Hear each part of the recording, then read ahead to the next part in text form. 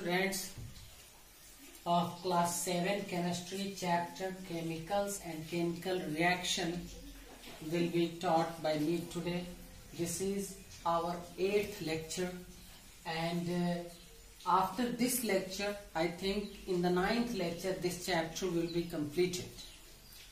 So in the previous classes I have taught you about the formation of precipitate. Today we will learn about rusting. Rusting, the process of formation of reddish brown flaky substance on the surface of iron object in the presence of moisture and air is called rusting. ध्यान दो प्रिय बच्चों, लोहे पे पानी, moisture, पानी और हवा के संपर्क से जो जंग लग जाता है, इस प्रक्रिया को हम लोग रस्टिंग कहते हैं. The process of formation of reddish brown flaky substance on the surface of iron object in the presence of moisture and air is called rusting.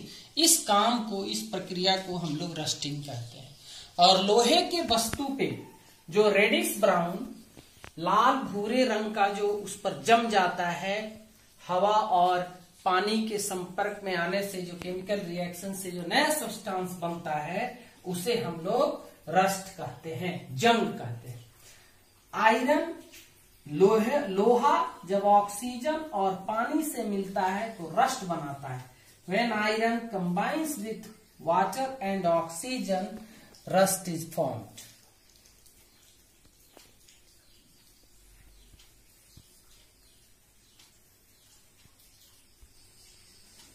Now the question is, how can we prevent iron objects from rusting? हम लोहे के वस्तुओं को, लोहे के सामान को अपने घरों में जंग लगने से कैसे बचा सकते हैं? The process of rusting can be prevented by painting and oiling iron objects. यानी कि हमारे घरों में वैसे सामान जो लोहे के बने हुए हैं, उन पे रस्टिंग को रोकने के लिए हमें उनको पेंट कर देना चाहिए, या उन पर हमको तेल, खाने वाला तेल जो होता है, उससे लगा देना चाहिए, जिससे कि वो हवा के और पानी के मॉइस्चर के संपर्क में नहीं आते हैं और वो जंग लगने से बच जाता है. दूसरा प्रोसेस है जो हमें रस्टिंग से हमारे वस्तुओं को घरों में बचाता है, वो है galvanisation. Galvanization also prevent iron objects from rusting. Galvanisation से भी हम लोहे के वस्तुओं पे जंग लगने से रोक सकते हैं. गैल्वेनाइजेशन है क्या, ये जानना जरूरी है. तो the process of coating iron objects, लोहे के वस्तुओं के ऊपर एक परत चढ़ाना. किस चीज का परत? वो है जिंक मेटल है. ये एक जिंक का पतला परत चढ़ाया जाता है. इस प्रक्रिया को हम लोग गैल्वेनाइजेशन कहते हैं. The process of coating iron objects with a thin layer of zinc is known as galvanization. हम लोगों के घरों में जो सप्लाई का पानी आता है, उस पानी के पाइप को गैल्वेनाइज कर दिया जाता है, जिससे कि उसके ऊपर जंग ना लगे, क्योंकि वह बाहर धूप में, मॉइस्चर में 24 घंटे रहते हैं, और इसलिए उनको गैल्वेनाइज कर दिया जाता है. तो सप्लाई वाले पाइप पे जंग जल्दी नहीं लगता है और वो लंबे दिनों तक बचे हुए रहते हैं.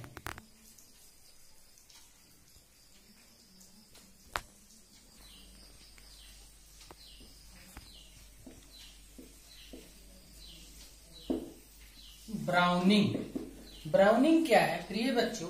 हम लोग अपने घरों में देखते हैं कि जब आलू या आपको बैगन हम लोग काट देते हैं, तो थोड़े देर के बाद जब आते हैं तो वो दूसरे रंग का, थोड़ा रेडिश ब्राउन हो जाता है.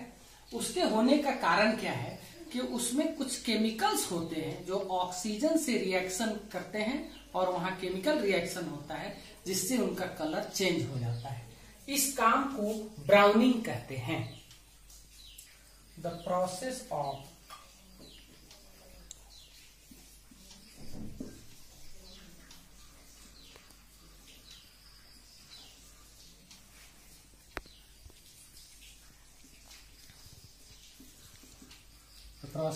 surface of cut fruits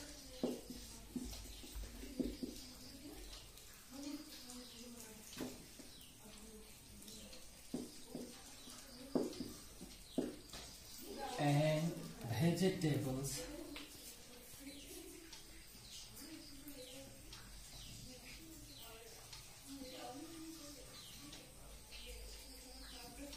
the process of surface of cut fruits and vegetables becoming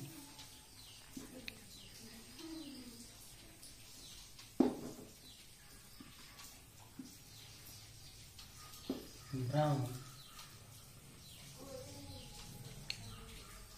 when they are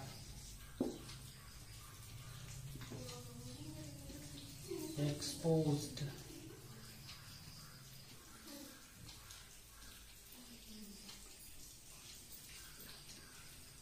to air is called browning.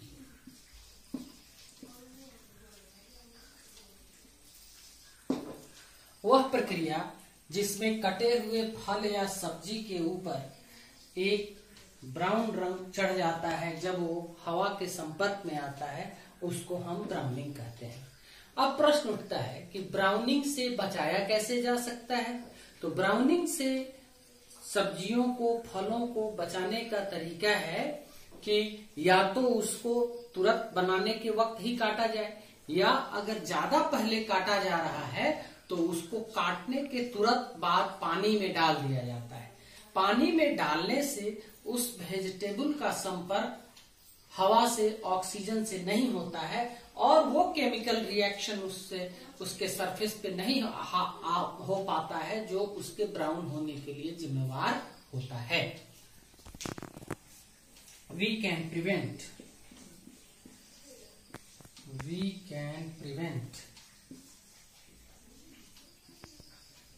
browning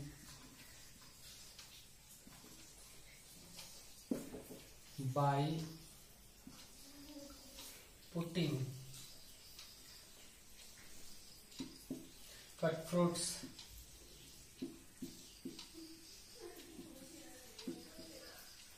and vegetables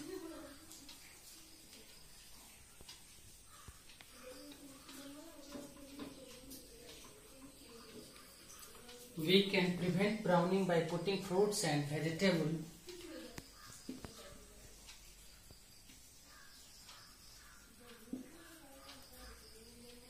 just after its cutting, just after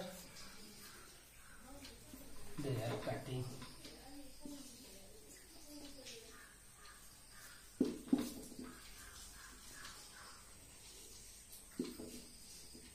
यदि साग सब्जियों को, फल को यदि हम कटने के तुरंत बाद we can prevent browning by putting fruits and vegetables in water just after their cutting so that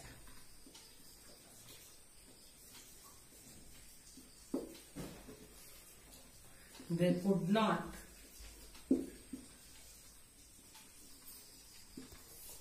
come in contact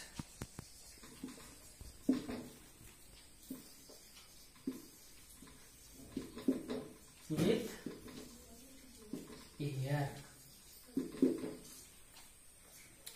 हम कटे हुए फल और सब्जियों को कटने के तुरंत बाद पानी में यदि डाल देते हैं तो पानी उसे एयर से संपर्क करने से बचा लेता है और वो केमिकल रिएक्शन नहीं होता है जो फ्रूट्स और वेजिटेबल के ब्राउनिंग के लिए जिम्मेवार होते हैं। Dear students, I would like to conclude today's class. In the next class, I will teach you reaction of vinegar with baking soda.